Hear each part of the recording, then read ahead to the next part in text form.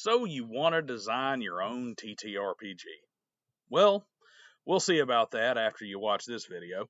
Hello everyone, I'm Daniel. Welcome to Driving and Dragons, where we give out opinions, commentary, analysis, advice, and cars free of charge. Yes, you heard that last part right, and you have heard it in every video I've posted for some time. I give away cars on this channel. Basically, all the revenue that I can generate from this channel, plus a decent amount out of my own pocket, goes into restoring cars. Restorations that I usually feature under my voiceover, and once the cars are restored, they're given away to one of my viewers. If you join my Patreon as a paid member, or if you become a channel member once I unlock that here on YouTube, you get automatically entered into the drawing when the time comes. The first giveaway car is a 1974 Dodge Dart that is currently in the process of coming here from New York, and patrons can vote on the overall direction the restoration will take. Other than that, enjoy the drive footage or simply listen along as I cover some of the important things you need to consider if you want to make a TTRPG to publish for sale on the open market. I want to address one thing right up front. While I am currently working on my own game system, which is being playtested, I am not personally a published game designer at the time of this filming. That means there will inevitably be people who published failed products, as well as people who put far more stock in credentials than in information, who will be pointing that out as if it actually invalidates anything that I have to say. Don't fall into that trap. Good information is good information, regardless of the source, and I don't have to piss on the electric fence myself to tell you what the results would be.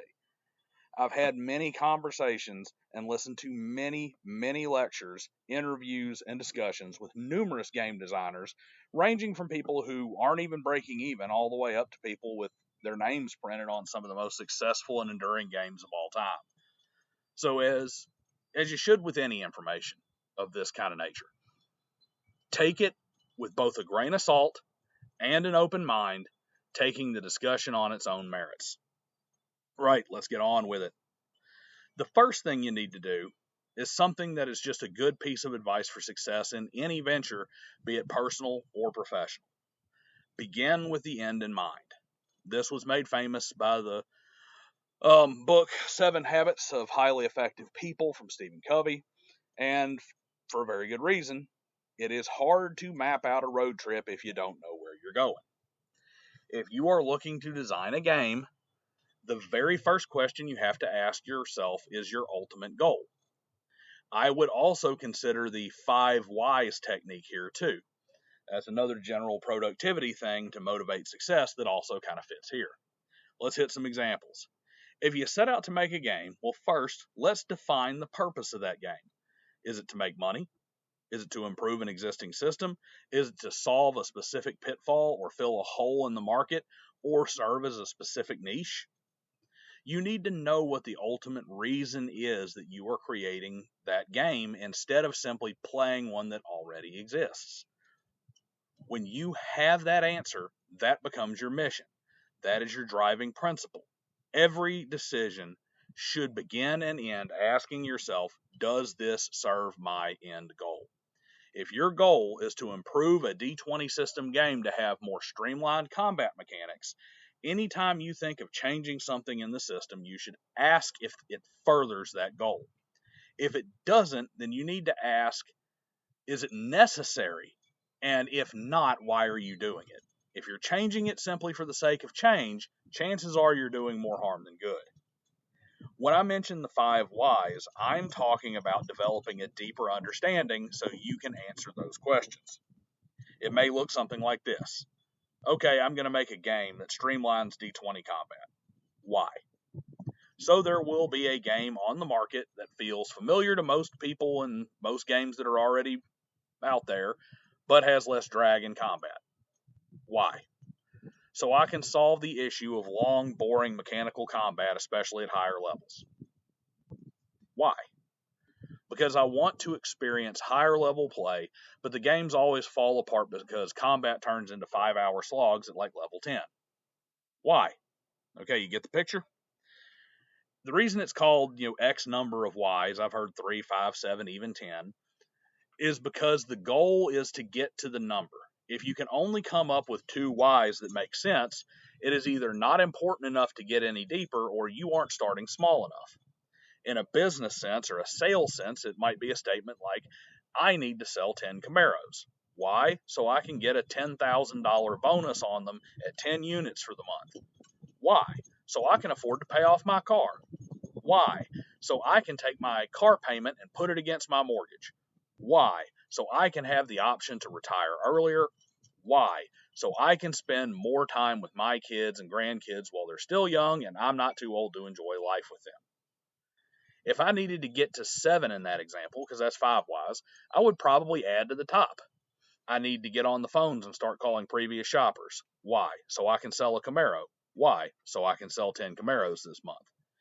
You can do the same with design decisions in your game. Why are you making this change? And keep asking why and find out if the change really serves that end goal. You'll know you have really hit on something when you ask a few times and the answer is actually your goal. I'm going to limit actions to 1 per round. Why? So I can reduce the overall amount of time spent resolving turns in combat. Why? So I can streamline combat and make it less of a drag on the game. That's only 2 whys, and it gets down to that goal of making a more streamlined D20 game. Another thing aspiring designers need to consider is their market. Who is your game targeted to? There is a saying that I'm quite fond of. One size fits all fits no one well. One size fits all fits no one well, thinking about hats, things of that nature. If you try to make something that appeals to everyone, it's never going to be optimal for anyone. This is a mistake we often see in failed designs. They try to appeal to everyone, and it ends up being a game that no one really likes. As a small independent designer, it doesn't work at all. Dungeons and Dragons has a long occupied the not really good at anything, but not really awful at anything either slot in the market. And it's really the only game that can fill that spot. Why? Because that only works when you can truly market to and serve the masses. You got to have scale for that to work. I'm going to give you an imperfect example here. You make a game. It can either appeal to 80% of a small niche or to 10% of everyone in the hobby. The 10% is ultimately a bigger number than the 80%. Unfortunately, you can't target every niche all at once. So you get your 10% of one niche and you are dying on the vine before you can get to that second one. The hype of the new is gone and you only had 10% favorability in the niche you started in. Not exactly making a rabid, zealot fans pushing your game there, are you? You want those zealous advocates in that system. But if you have big bucks behind you and you can get that 10% from each segment all at once, well, now you can spend your time pushing to catch the 1, 2, or 3% more from this crowd or that crowd. You're better off fishing in the best honey hole in one lake than you are trying to fish every pond in the county, unless you have the resources and the ability to go run trot lines in every single lake all at once. That's enough general success philosophy and market advice. Let's talk about the games themselves. A lot of this is just things that piss me off, things I like to see, and general factoids people need to understand before jumping into the game designer / publisher world. First off, always write as if you're selling the game to someone with no idea what a TTRPG is. This is a little less important if you are targeting an existing segment that spins off of another, such as the OSR or a 5e derivative. But even then, in those cases, you should be approaching things from a place of total ignorance. I have beta readers who will never play my game. Why? Because I know that if I can hand my rule book to a mother of 2 teens with absolutely no interest in fantasy or sci-fi or gaming, and after flipping through it, she feels confident that she could explain it to her children after they open it on their birthday, well, I have a winner. Sections on what is role-playing, descriptions of terms like D10 or level or class and what they mean, what the role of each player is, and the very basic descriptions of generic, simple play should be spelled out in your book. Expectations should also be set. No, you don't need a bunch of trigger warnings and labels and other such stupidity.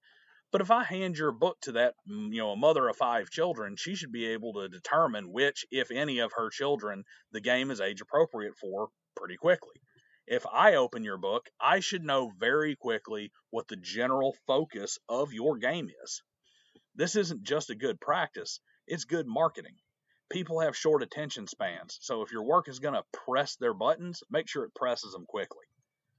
Next up, pick the thing you want to set yourself apart and stick to it. Let's take a look at Shadow Dark. The game more or less took torch mechanics and then went through OSR games in 5e and picked out the mechanics that played into that mechanic and packaged everything around that adventuring first playstyle. D&D 5e is a super heroic fantasy game. Everything that was built onto the core D20 mechanics of that game was geared towards that until they started trying to make 5e everything to everyone, culminating in Tasha's big book of reasons to play something else.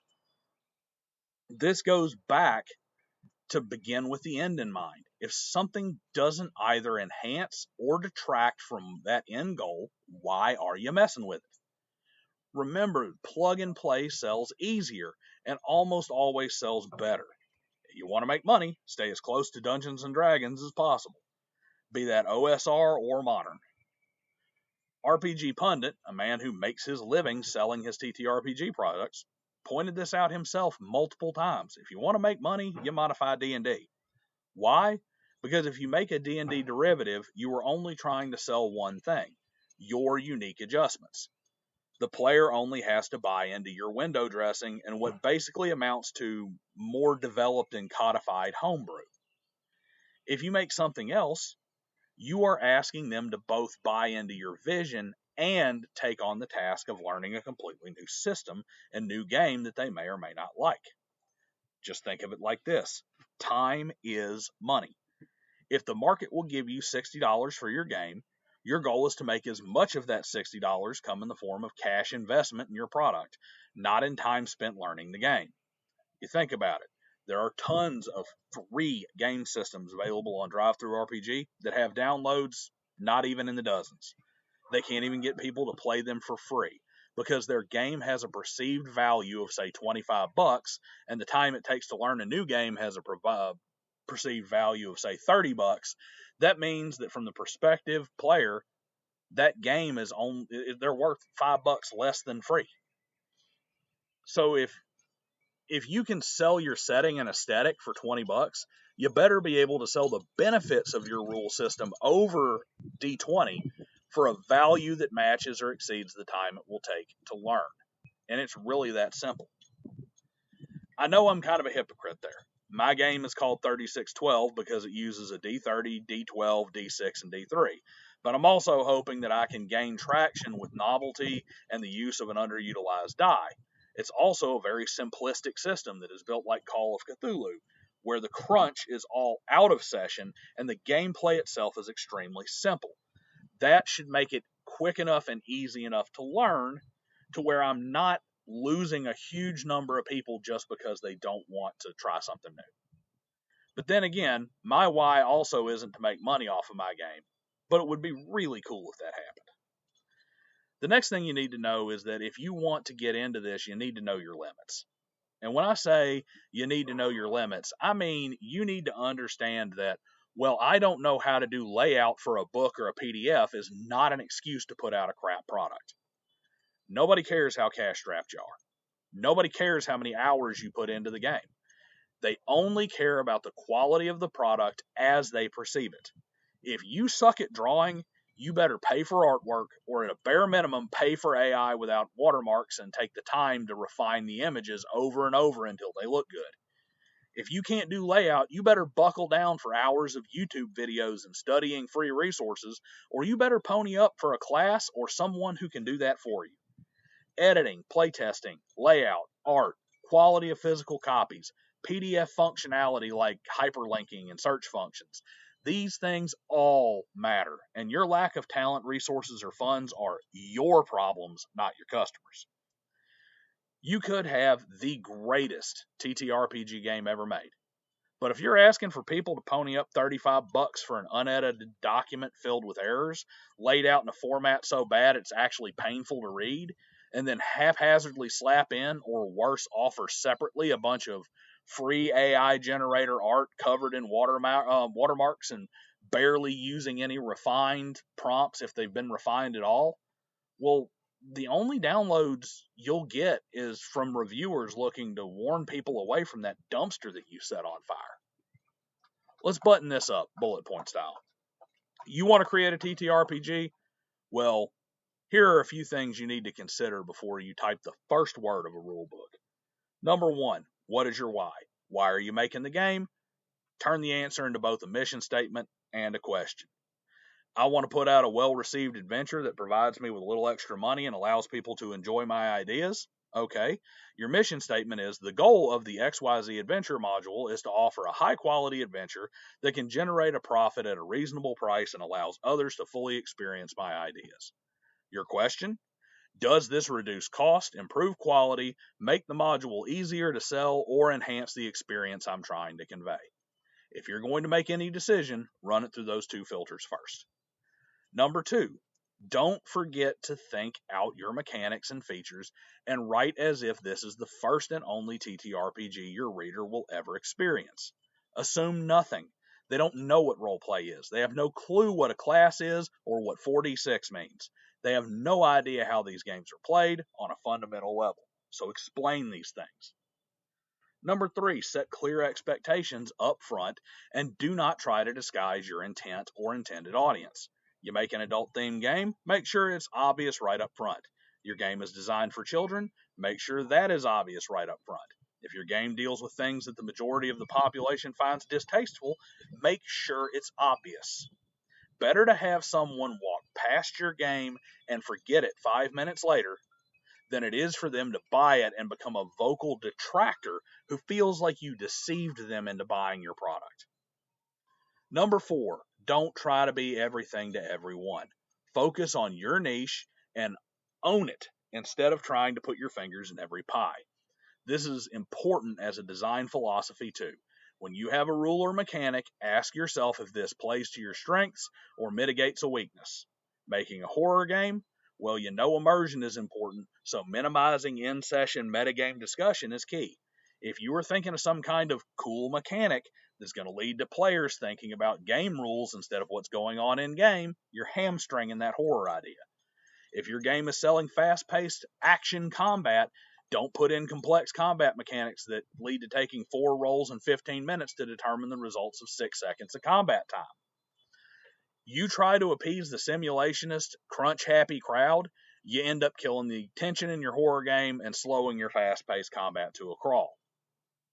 Number 5, understand that no one cares. No one cares how many hours you put in. No one cares how much playtesting was done. No one cares how unique or special your system is. They care about getting more quality from and more promises delivered by your product. They care about that, not the amount of money, and they care about the amount of money and the time they have to put in to experience your game, but they don't care what you put into it. And that means you'll be spending either a tremendous amount of time learning how to do edit, format, layout, draft your rule book, etc., or you'll be paying for professional assistance. That means your artwork better be on point, be it AI or commissioned.